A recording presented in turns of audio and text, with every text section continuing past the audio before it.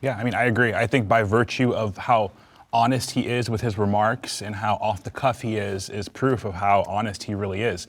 If perhaps he was more like Obama, someone willing to lie simply to get votes, to kind of hide his perspectives, he might be a little more popular by some of the other folks here today. But because he's very honest, he says things like shithole country, you know, he's impugned sometimes for that off the cuff honesty that I really respect, considering that we don't have a lot of honest politicians. And we can't forget about creative editing in today's society.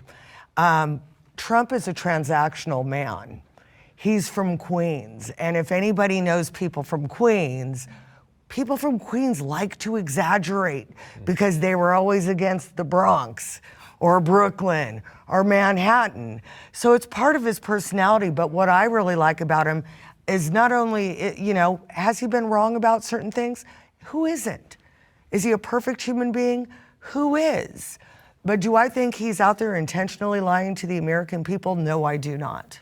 And I think Trump, if he were a liar, his life would actually be a lot easier because the press has come after him for things like using tax loopholes. And he'll come out and say, yeah, I use them. All rich people use them. You You're made the stupid law. if you don't use them. Why wouldn't I? And I think he's so unfiltered that he almost wouldn't have the ability to lie. That's just not his personality. And he actually gets attacked for being too honest and too glib, like you were saying.